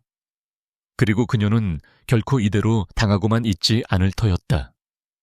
스캔들이 터진 직후 진성가 저택은 보이지 않는 전쟁터가 되었다. 한선화 회장은 깊은 실망감과 가문의 명예에 대한 우려를 표하며 비통한 어머니이자 엄격한 총수 연기를 완벽하게 해냈다. 그녀는 언론으로부터 서연을 보호한다는 명목 아래 서연을 방에 연금시키고 외부와의 모든 접촉을 차단했다. 그것은 보호가 아니라 방역의 싹을 자르기 위한 완전한 고립이었다. 민주는 거대한 혼란에 빠져 있었다. 그는 서연을 믿고 싶었지만 기사에 실린 증거는 너무나 명백해 보였다. 그가 창백한 얼굴로 서연의 방문을 열었을 때 그는 그녀가 절망에 빠져 울고 있을 것이라 예상했다. 하지만 서연은 놀라울 정도로 침착했다. 그녀는 눈물 한 방울 흘리지 않고 오히려 흔들리는 민준을 똑바로 마주 보았다. 민준 씨, 나 믿어요? 서연아, 나는 널 믿고 싶은데 이 증거들은 증거가 아니라 조작이죠. 서연은 감정에 호소하지 않았다. 대신 날카로운 논리로 상황의 핵심을 찔렀다. 생각해봐요. 어머님이 선물하신 100억이 내 통장에 있는데 내가 뭐가 아쉬워서 고작 1천만 원짜리 때문에 이런 위험한 짓을 하겠어요? 그리고 이 스캔들로 가장 큰 이득을 보는 사람이 누구일까요? 나를 쫓아내고 싶어하는 어머님과 정유라 씨, 그리고 진성그룹의 후계자 자리를 넘보는 사람들. 이건 너무나 명백한 함정이에요. 그녀의 차분한 분석에 민준의 혼란스러운 눈빛이 점차 안정을 되찾았다. 그녀는 그의 손을 잡았다. 민준 씨, 지금 나에게 필요한 건 동정이 아니에요. 당신의 맹목적인 믿음도 아니고요. 나는 당신이 내 전략적 파트너가 되어주길 바라요. 이 싸움은 나 혼자서는 할 수 없어요. 서연의 눈빛에서 강한 결의를 읽은 민준은 마침내 고개를 끄덕였다. 그의 아내는 나약한 피해자가 아니었다. 거대한 음모의 한가운데서도 이성을 잃지 않는 강인한 전사였다. 내가 뭘 하면 될까? 아무도 추적할 수 없는 깨끗한 휴대폰 하나만 구해줘요. 그리고 당신의 비서 강철우 실장님. 그분 믿을 만한 사람인가요? 강철우 실장은 민준이 유학 시절부터 함께한 그의 유일한 신복이었다. 강 실장은 내 형제나 다름없어. 그럼 됐어요. 이제부터 우리의 작은 팀이에요. 그날 밤 민준은 강 실장을 통해 완벽한 보안을 자랑하는 대포폰을 서연에게 건넸다. 서연이 가장 먼저 전화를 건 곳은 그녀의 오랜 친구이자 천재 해커인 이지혜였다. 옥탑방 시절 컴퓨터 수리점을 운영하던 지혜는 서연의 유일한 가족이자 버팀목이었다. 지혜야, 나야. 도움이 필요해. 그렇게 서연을 중심으로 한 비밀팀이 꾸려졌다. 판을 짜는 전략가 윤서연, 내부의 자원과 인맥을 동원하는 강민준, 디지털 세계의 모든 흔적을 추적하는 해커 이지혜, 그리고 회사 안팎에서 발로 뛰며 정보를 수집하는 행동대장 강철우 실장. 그들의 은밀한 방역이 시작되었다. 첫 번째 목표는 뇌물 누명을 벗는 것이었다. 지혜는 밤을 새워 박은영, 명희의 대포통장 개설 경로를 추적했다. 예상대로 계좌는 도용된 신분으로 만들어졌고 개설된 지점의 CCTV 기록을 해킹해 확인한 결과 마스크를 쓴 남자가 돈을 인출해가는 장면을 포착했다. 남자의 인상착의는 최 이사의 수행비서와 일치했다. 동시에 지혜는 최초 기사를 터뜨린 기자의 이메일과 통화 기록을 해킹했다. 익명의 제보자가 보낸 제보 메일의 IP 주소를 역추적한 결과 진성그룹의 자회사 이름을 빌린 페이퍼 컴퍼니의 주소가 나왔다. 최 이사가 비자금을 관리하기 위해 만든 유령 회사였다. 그 사이 강 실장은 김민석 작가의 행방을 쫓았다. 그는 이미 진성재단의 지원을 받아 해외 연수를 떠날 준비를 하고 있었다. 강 실장은 김 작가가 자주 가던 술집의 주인을 매수해 그가 최 이사와 은밀히 만나는 장면이 담긴 CCTV 영상을 확보했다. 영상 속에서 최 이사는 김 작가에게 돈 가방을 건네고 있었다. 결정적인 증거였다. 누명은 벗을 수 있게 되었다. 하지만 서연은 여기서 멈출 생각이 없었다. 방어만으로는 전쟁에서 이길 수 없었다. 뿌리를 뽑지 않으면 독초는 계속해서 자라날 것이다. 그녀는 이 기회에 한선화 회장의 목을 겨눌 칼을 만들어야 했다. 서연은 팀원들에게 자신이 발견했던 위작 그림에 대한 이야기를 털어놓았다. 뇌물 사건은 곁가지에 불과해. 진짜 몸통은 진성미술재단이야. 한 회장님의 가장 큰 자부심이자 동시에 가장 거대한 비자금 창구. 우리가 공격해야 할 곳은 바로 거기야. 팀의 수사 방향은 미술재단의 비리를 파헤치는 것으로 전환되었다. 서연은 자신의 미술 지식을 총동원해 저택과 미술관에 소장된 작품들 중 출처가 불분명하거나 의심스러운 작품들의 리스트를 작성했다. 그녀의 날카로운 안목은 팀원들을 놀라게 했다. 지혜는 다시 한번 그녀의 실력을 발휘했다. 그녀는 진성미술재단의 철통 같은 보안 서버에 침투했다. 그리고 그곳에서 암호화된 이중장부를 발견했다. 장부에는 작품을 구매할 때 공식적으로 지불한 금액과 갤러리나 작가에게 실제로 지불된 금액이 따로 적혀 있었다. 그 차액은 고스란히 최 이사가 관리하는 페이퍼 컴퍼니로 흘러 들어가고 있었다. 한선화의 비밀 금고였다. 지혜는 또한 박 큐레이터의 개인 컴퓨터에서 결정적인 이메일을 찾아냈다. 그가 해외 위작 전문 브로커와 주고받은 메일이었다. 메일에는 응접실에 그 그림을 제작하고 진품 보증서를 위조하는 과정이 상세하게 기록되어 있었다. 강 실장은 돈의 흐름을 추적했다. 그는 미술재단에서 페이퍼 컴퍼니로 흘러 들어간 자금이 다시 여러 개의 차명 계좌를 통해 세탁된 후 한 회장의 개인적인 용도나 정계 로비 자금으로 사용된 흔적을 포착했다.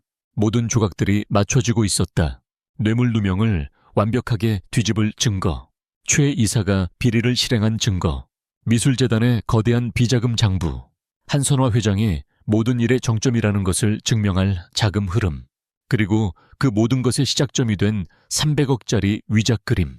이제 서연의 손에는 한선화와 진성그룹을 한 번에 무너뜨릴 수 있는 강력한 핵폭탄이 들려 있었다. 민주는 이 모든 증거 앞에서 말을 잃었다. 그는 자신의 어머니가 이 정도로 부패하고 잔인한 인물일 줄은 상상도 못했다. 이걸 그냥 언론에 터뜨릴까? 서연은 고개를 저었다. 아니요. 그렇게 하면 진성그룹 전체가 위험해져요. 수많은 직원들과 당신까지도. 이건 그렇게 무책임하게 터뜨릴 폭탄이 아니에요. 우리는 저들의 심장부에서 가장 화려한 무대 위에서 그들이 도망칠 곳도 변명할 곳도 없는 상태로 이 모든 것을 터뜨려야 해요. 그녀는 책상 위에 놓인 달력을 응시했다. 다음 주 토요일, 날짜에 붉은색 동그라미가 쳐져 있었다. 진성미술재단 연례자선 경매갈라 디너. 매년 정적의 거물들과 언론의 스포트라이트가 집중되는 한선화 회장이 여왕처럼 군림하는 밤. 그녀의 가장 빛나는 순간이었다. 서연의 눈이 차갑게 빛났다. 그녀는 펜을 들어 그 동그라미 위에 덧칠했다. 여기서 끝내는 거야. 그녀는 더 이상 스캔들의 피고인이 아니었다. 모든 증거를 손에 쥔 검사였다. 그리고 이제 한선화 회장에게 직접 심판을 내릴 시간이었다. 무대는 정해졌다. 진성 아트센터의 연례자선 갈라 디너가 열리는 밤. 대한민국의 모든 부와 권력이 한자리에 모였다.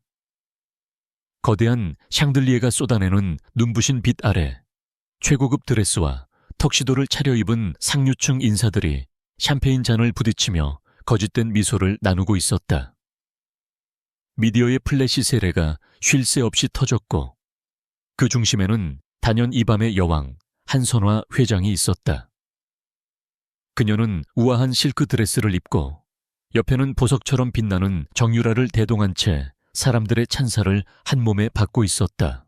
뇌물 스캔들 이후 공식 석상에서 자취를 감췄던 윤서연의 이름은 사람들의 입의 안주거리처럼 오르내렸다. 모두가 그녀를 진성가에서 곧 쫓겨날 추한 신데렐라로 취급하고 있었다. 바로 그 순간이었다. 행사장의 육중한 문이 열리고 강민준과 함께 윤서연이 모습을 드러냈다. 순간 장내에 미묘한 정적이 흘렀다. 모든 시선이 입구로 쏠렸다. 서연은 민준이 준비해준 짙은 에메랄드 빛의 심플한 드레스를 입고 있었다. 화려한 장신구 하나 없었지만 당당하게 편 허리와 흔들림 없는 눈빛은 그 어떤 보석보다도 그녀를 빛나게 했다. 초췌하고 겁에 질려 있을 것이라는 모두의 예상을 완전히 뒤엎는 등장이었다. 사람들은 수군거리기 시작했다. 저 여자가 어떻게 여기에? 저 자신감은 대체 어디서 나오는 거지? 한선화의 얼굴이 순간 굳어졌다가 이내 다시 얼음 같은 미소를 되찾았다. 정유라는 노골적인 경멸의 시선으로 서연을 쏘아보았다. 갈라가 시작되고 한선화는 무대에 올라 위선으로 가득 찬 연설을 시작했다. 그녀는 기업의 사회적 책임과 문화예술의 중요성에 대해 열변을 토했다. 그 위선적인 목소리가 장내에 울려 퍼지는 동안 서연과 민준, 그리고 행사장 곳곳에 일반 손님으로 위장하고 잠입한 지혜와 강 실장은 보안폰을 통해 조용히 신호를 주고받았다. 거대한 작전이 마지막 카운트다운에 들어갔다. 연설이 끝나고 행사의 하이라이트인 자선 경매가 시작되었다. 여러 점의 예술품이 높은 가격에 낙찰되며 분위기가 무르익었다. 마침내 마지막 경매품이 등장했다. 사회자는 잔뜩 흥분한 목소리로 외쳤다. 자, 오늘 밤의 마지막이자 가장 특별한 작품입니다. 한선화 회장님께서 진성가의 가장 소중한 소장품 중 하나를 이번 자선 경매를 위해 쾌척해 주셨습니다. 현대 미술의 거장 앙드레 바스키에의 미공개 초기작 푸른 비명입니다. 무대 위로 올라온 것은 바로 저택 응접실에 걸려있던 그 위작 그림이었다. 한 회장은 마이크를 잡고 그림에 얽힌 가짜 이야기를 지어내며 작품의 가치를 한껏 부풀렸다. 경매가 시작되자 부호들의 자존심 싸움이 붙어 가격은 순식간에 천문학적인 액수로 치솟았다. 220억, 250억 나왔습니다. 더 없으십니까? 250억에 카운트 들어갑니다. 경매사가 망치를 들어 올리려는 바로 그 순간이었다. 잠시만요. 모든 소음을 잠재우는 차분하지만 단호한 목소리가 울려 퍼졌다. 서연이었다. 그녀는 자리에서 일어나 수백 개의 시선이 집중된 무대를 향해 천천히 걸어갔다. 사람들은 경악했고 한 회장의 얼굴은 분노로 시퍼렇게 변했다. 서연은 어쩔 줄 몰라 하는 스태프의 손에서 마이크를 받아들었다.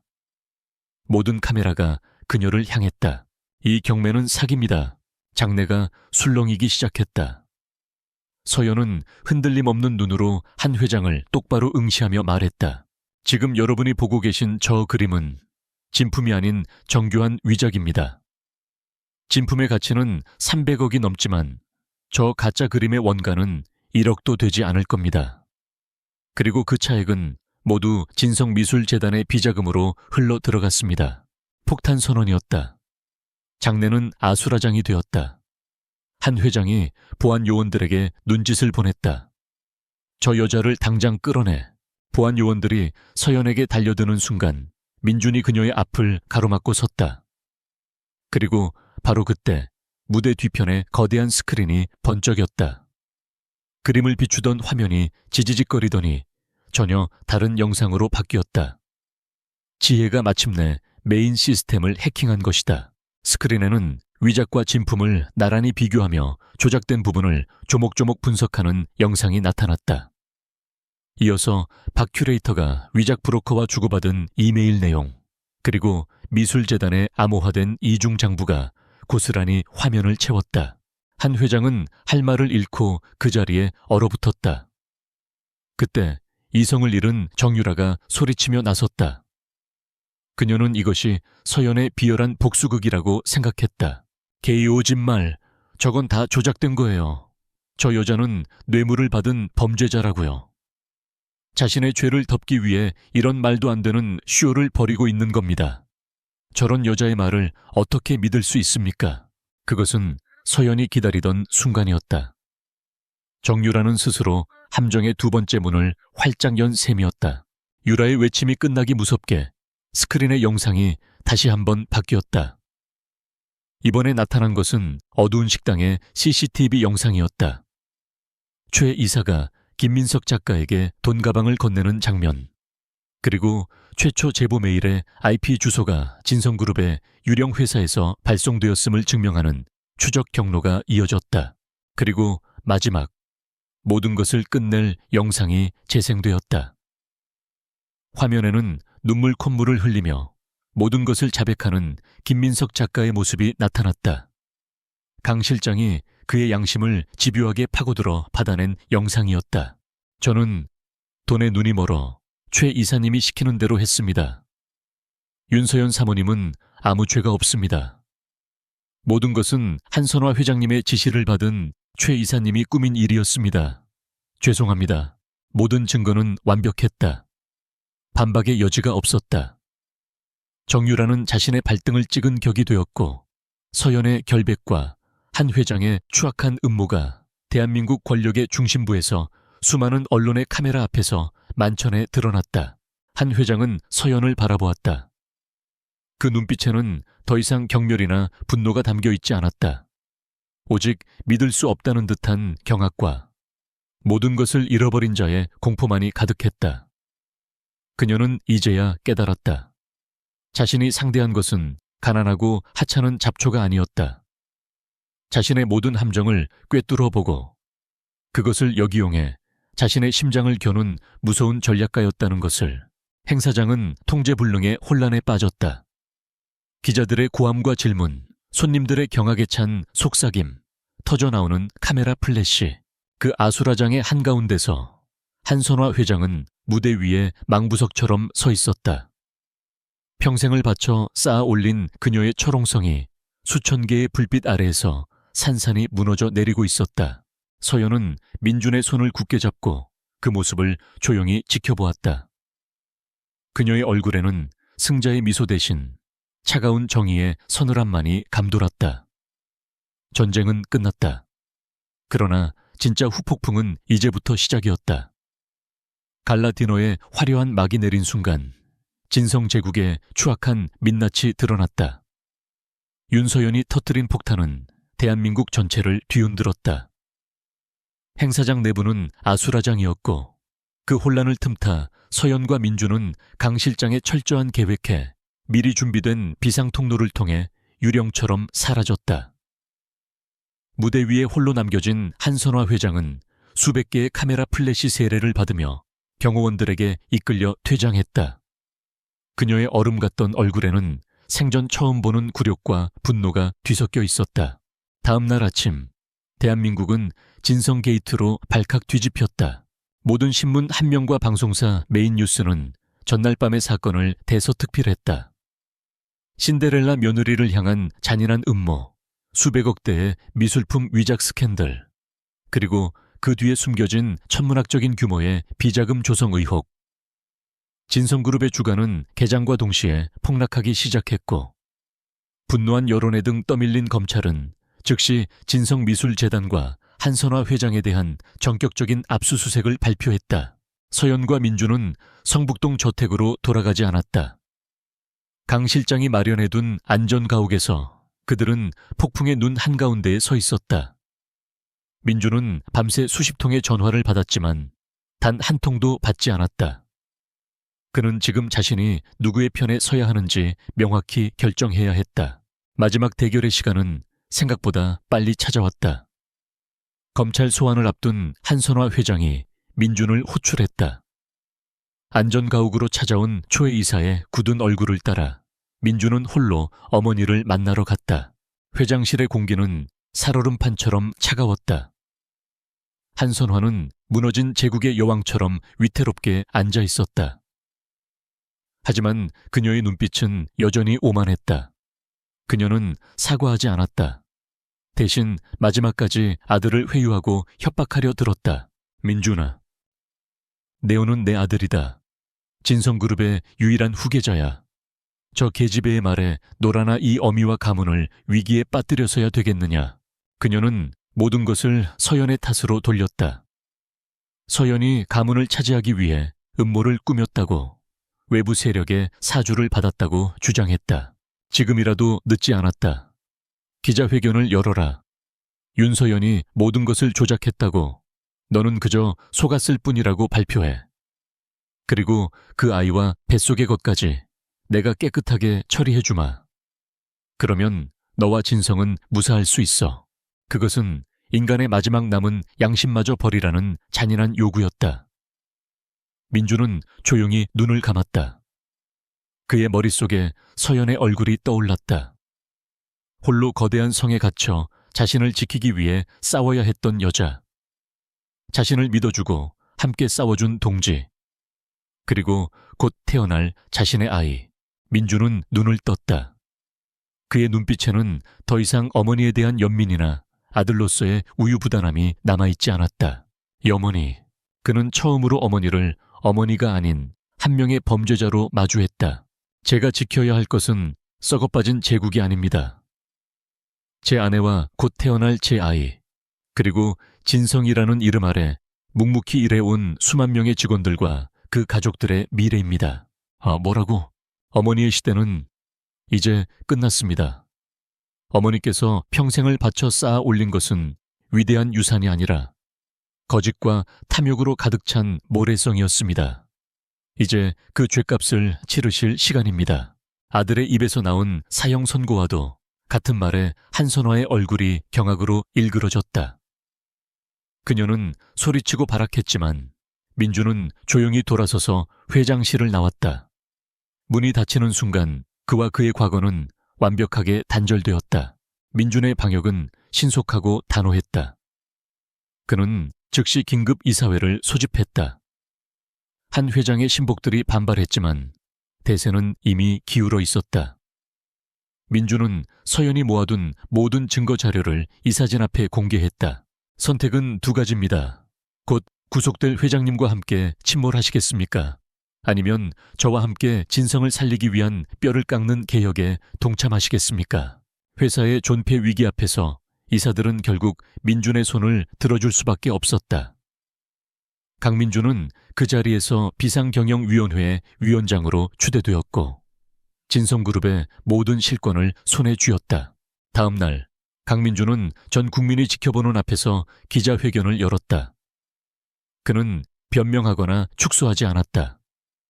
90도로 허리를 숙여 국민 앞에 사죄했고 미술재단의 비리를 포함한 어머니의 모든 경영 비리를 스스로 인정했다. 저의 어머니 한선화 회장은 오늘부로 진성그룹의 모든 직위에서 물러나 검찰 수사에 성실히 임할 것입니다. 저 또한 이번 사태의 책임을 통감하며 진성그룹을 과거의 잘못된 관행과 완전히 단절시키고 투명하고 정직한 기업으로 다시 태어나게 하는데 제 모든 것을 걸겠습니다. 그의 단호한 선언에 기자회견장은 술렁였다. 그리고 그때 민준의 옆으로 서연이 조용히 걸어 나왔다. 그녀의 등장은 그 어떤 말보다도 강력한 메시지를 던졌다. 그녀는 더 이상 숨겨진 여자나 가십의 주인공이 아니었다. 진성그룹 개혁의 중심에 선 새로운 총수의 가장 신뢰받는 파트너였다. 그 시각 한선화는 자신의 사무실에서 TV를 통해 아들의 기자회견을 지켜보고 있었다. 자신을 완벽하게 버린 아들의 모습에 그녀의 얼굴에서 모든 감정이 사라졌다. 그때 사무실 문이 열리고 검사들과 수사관들이 닥쳐들었다. 그들은 압수수색 영장과 체포영장을 동시에 내밀었다. 철의 여왕 한선화는 수십 년간 군림해온 자신의 성에서 무력하게 끌려 나왔다. 복도를 가득 메운 카메라 플래시가 그녀의 차갑고 패배한 얼굴 위로 무자비하게 쏟아졌다. 제국의 몰락이었다. 최 이사와 박 큐레이터 역시 같은 시각 검찰에 체포되었다. 그날 밤늦게 모든 것을 마친 민준과 서연은 안전가옥으로 돌아왔다. 세상은 여전히 시끄러웠지만 그들이 있는 작은 공간만은 고요했다. 길고 길었던 하루였다. 민준은 지친 얼굴로 서연을 바라보았다. 그녀의 강인함이 없었다면 그는 결코 여기까지 오지 못했을 것이다. 그는 조용히 다가가 서연의 어깨를 감싸 안고 그녀의 배 위에 조심스럽게 손을 얹었다. 희미하게 느껴지는 태동에 그의 눈시울이 뜨거워졌다. 우리 아기한테는 정말 떳떳한 아버지가 되고 싶어. 서연은 그의 어깨에 조용히 머리를 기댔다. 당신은 이미 그런 아빠예요. 거대한 용과의 싸움은 끝났다. 하지만 이제 그들은 폐허 위에서 새로운 세계를 건설해야 했다. 그들 앞에는 훨씬 더 길고 험난한 길이 기다리고 있었다.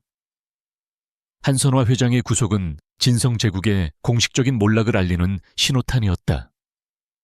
진성게이트 재판은 세기의 재판으로 불리며 연일 언론의 주목을 받았다.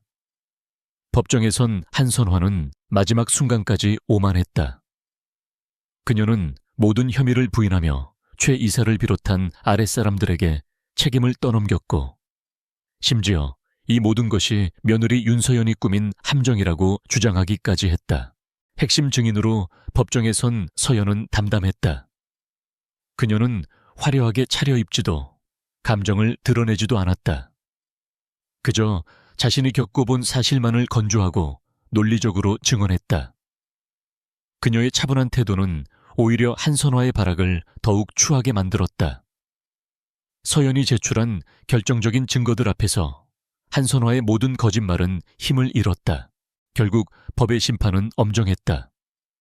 한선화는 횡령, 배임, 뇌물공여 등 수많은 혐의가 인정되어 징역 12년이라는 중형을 선고받았다. 한 시대를 풍미했던 철의 여왕은 그렇게 차가운 감옥 안에서 역사의 뒤양일로 쓸쓸히 퇴장했다. 최 이사를 비롯한 공범들 역시 모두 법의 처벌을 받았다. 법정의 싸움은 끝났지만 민중과 서연 앞에는 더 큰 전쟁이 기다리고 있었다. 총수를 잃고 비리의 온상으로 낙인 찍힌 진성그룹은 그야말로 좌초직전의 난파선이었다. 주가는 바닥을 쳤고 오랜 파트너사들은 등을 돌렸으며 유능한 인재들은 회사를 떠나기 시작했다. 특히 한선화 시절의 구시대적인 임원들은 사사건건 민준의 발목을 잡으며 개혁을 방해했다. 그 혼돈의 중심에서 서연은 더 이상 뒤에 숨어있지 않았다. 배는 점점 불러왔지만 그녀의 정신은 그 어느 때보다 맑고 강인했다.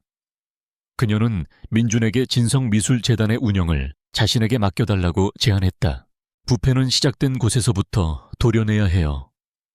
진성재단은 진성의 가장 썩은 상처였어요. 그 상처를 치유하고 새살이 돋게 하는 모습을 보여줘야만 사람들이 우리를 믿어줄 거예요. 민준은 그녀의 제안을 받아들였다. 그것은 매우 상징적인 인사였다. 비리를 폭로한 사람이 직접 그 기관의 수장이 되어 개혁을 이끈다는 것은 진성그룹의 변화에 대한 강력한 의지를 세상에 보여주는 것이었다.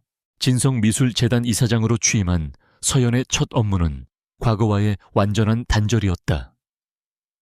그녀는 외부 회계법인을 동원해 재단의 모든 자금 흐름과 소장품 목록에 대한 강도 높은 감사를 실시했다. 문제의 위작을 포함한 모든 불법적인 작품들은 그 취득 경위와 함께 대중에게 투명하게 공개하고 법적인 절차에 따라 처리했다. 그녀는 한선화가 비자금 조성을 위해 사들였던 예술적 가치보다는 가격만 비싼 트로피 아트들을 모두 경매에 내놓았다. 그리고 그 수익금으로 진성 신진작가 지원 펀드를 만들었다. 첫 번째 수혜자는 아이러니하게도 한선화의 함정에 이용되었던 김민석 작가를 포함한 재능은 있지만 기회가 없었던 가난한 예술가들이었다. 또한 소수의 VVIP들만 출입할 수 있었던 사립미술관의 문턱을 낮추고 아이들과 서민들을 위한 다양한 공공미술 프로그램을 기획했다. 미술관은 더 이상 부를 과시하는 공간이 아니라 사람들의 삶을 위로하고 치유하는 공간으로 거듭나기 시작했다. 서연의 파격적인 행보에 처음에는 모두가 반신반의했다. 미술계의 원로들은 그녀를 근본 없는 아마추어라며 무시했고 회사 내부에서는 회장 부인의 과도한 경영 개입이라며 비난했다. 하지만 서연은 흔들리지 않았다. 그녀는 진심으로 예술을 사랑했고 투명한 경영과 소통으로 사람들의 마음을 움직였다. 그녀의 진정성은 얼어붙었던 여론을 서서히 녹였고 진성재단은 부패의 상징에서 가장 혁신적이고 사회적 책임을 다하는 문화기관으로 이미지를 바꾸어 나갔다. 서연이 문화계에서 개혁의 바람을 일으키는 동안 민주는 그룹 내부의 암세포를 도려내고 있었다. 그는 한선화 시절의 낡은 인물들을 과감히 정리하고 능력 위주로 젊은 인재들을 등용했다.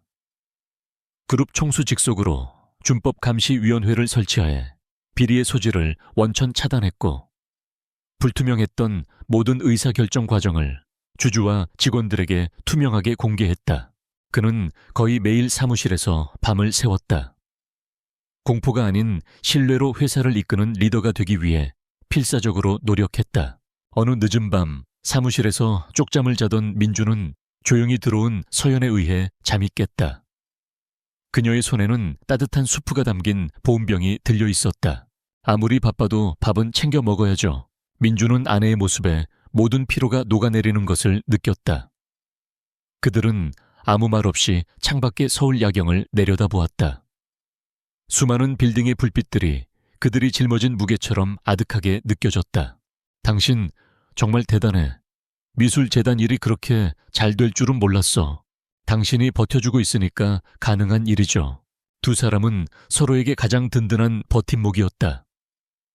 그때 서연의 뱃속에서 아이가 움직였다. 민주는 조심스럽게 아내의 배에 귀를 가져다 댔다. 작은 생명의 강인한 움직임이 그에게 다시 한번 일어설 힘을 주었다. 그들의 진심 어린 노력은 마침내 빛을 발하기 시작했다. 새로운 진성의 변화를 눈여겨보던 홍콩의 한 대형 투자 펀드가 진성그룹에 대한 대규모 투자를 결정한 것이다. 윤리 경영과 투명성을 최우선으로 고려하는 투자사의 결정은 시장에 매우 긍정적인 신호를 주었고, 이는 다른 투자자들의 참여를 이끌어내는 기폭제가 되었다. 진성그룹은 마침내 최악의 위기에서 벗어나 회생의 발판을 마련했다. 몇 달 후 새롭게 단장한 진성 아트센터에서는 작은 행사가 열렸다. 재단에서 지원하는 첫 번째 장학생들에게 장학증서를 수여하는 자리였다. 이전의 화려하고 사치스러운 파티와는 달리 소박하지만 진심 어린 축하가 가득한 자리였다. 만삭의 몸으로 단상에 선 서연은 차분한 목소리로 연설을 시작했다. 예술은 탐욕의 대상이 아니라 상처를 치유하고 우리에게 희망을 주는 힘을 가지고 있습니다. 여기 계신 젊은 예술가 여러분들이 그 힘을 세상에 널리 퍼뜨려 주시길 바랍니다. 진성재단은 언제나 여러분의 든든한 버팀목이 되겠습니다. 객석 한편에서 민주는 자랑스러움과 사랑이 가득한 눈으로 아내의 모습을 바라보고 있었다. 사람들에게 멸시받던 가난한 소녀는 이제 한 기업의 부활을 이끄는 희망의 상징이 되어 있었다. 썩어 문드러졌던 제국은 무너졌다. 그리고 그 폐허 위에서 더 단단하고 깨끗하며 희망찬 미래가 새롭게 건설되고 있었다. 2년 후 가을, 따스한 햇살이 쏟아져 내리는 한적한 교회의 전원주택. 거실 통유리창 너머로 보이는 정원에는 아이의 웃음소리가 가득했다. 2살배기 강아주는 서툰 걸음마로 잔디밭을 누비며 하얀 강아지를 뒤쫓고 있었다. 그 모습을 흐뭇하게 바라보는 윤서연의 얼굴에는 더 이상 과거의 그늘이나 긴장감을 찾아볼 수 없었다. 그녀는 한 아이의 엄마이자 사랑받는 아내로서 완벽한 평온을 찾은 모습이었다. 하준아, 엄마한테 와야지. 서연의 부름에 아이가 뒤뚱거리며 달려와 그녀의 품에 안겼다. 서연은 아이를 품에 안고 뺨에 입을 맞추었다. 아이에게서는 기분 좋은 분유 냄새와 햇살 냄새가 났다. 이것이 바로 그녀가 목숨을 걸고 지켜내고자 했던 행복이었다. 저녁 무렵 강민준이 회사에서 돌아왔다. 그의 얼굴에서는 2년 전의 고뇌와 피로감 대신 자신감과 안정감이 묻어났다. 그는 더 이상 어머니의 그늘에 갇힌 유약한 후계자가 아니었다. 수많은 위기를 극복하고 진성그룹을 성공적으로 혁신시킨 모두에게 존경받는 젊은 리더였다. 다녀왔어. 어서 와요, 여보. 현관에서 세 가족이 나누는 평범한 인사는 그들에게 세상 가장 소중한 의식이었다. 지난 2년은 기적과도 같은 시간이었다. 강민준과 윤서연이 이끄는 진성그룹은 대한민국 역사상 가장 성공적인 기업 개혁 사례로 손꼽히게 되었다. 투명한 지배구조와 윤리 경영을 바탕으로 시장의 신뢰를 회복했고, 과감한 신사업 투자로 새로운 성장 동력을 만들어냈다.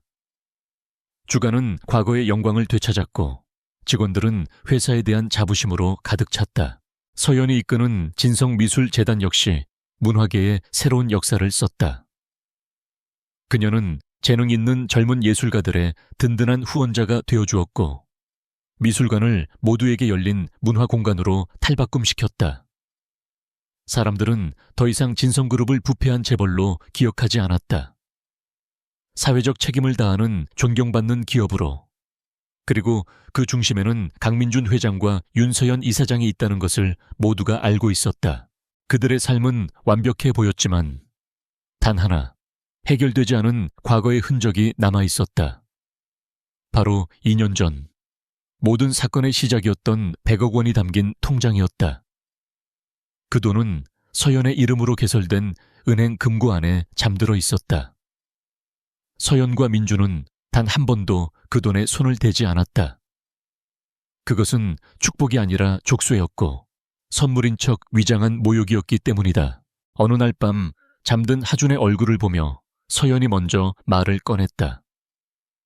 여보, 그 돈 이제는 정리해야 할 것 같아요. 민준도 고개를 끄덕였다. 나도 그렇게 생각해. 당신이 원하는 대로 했으면 좋겠어. 결정을 내리기 전 서연은 단 한 번도 찾아가지 않았던 곳을 방문하기로 결심했다. 다음 날 그녀는 홀로 차를 몰아 교도소로 향했다. 면회실의 차가운 유리벽 너머로 수인복을 입은 한선화가 앉아 있었다. 2년의 세월 동안 한때 철의 여왕이라 불렸던 여자는 평범한 노인으로 변해 있었다. 화려한 화장과 명품 옷이 사라진 얼굴에는 깊은 주름과 공허함만이 남아 있었다. 두 사람 사이에는 긴 침묵이 흘렀다. 먼저 입을 연 것은 서연이었다. 건강은 괜찮으세요? 한선화는 대답 대신 경계심 어린 눈으로 서연을 쳐다보았다. 승자의 여유를 과시하러 온 것인가 의심하는 듯 했다. 손주가 태어났어요. 이름은 강하준이에요. 당신을 많이 닮았어요. 특히 고집스러운 눈매가요. 손주라는 말에 한선화의 눈동자가 아주 미세하게 흔들렸다. 서연은 품에서 작은 사진 한 장을 꺼내 유리벽에 비추었다. 환하게 웃고 있는 하준의 사진이었다.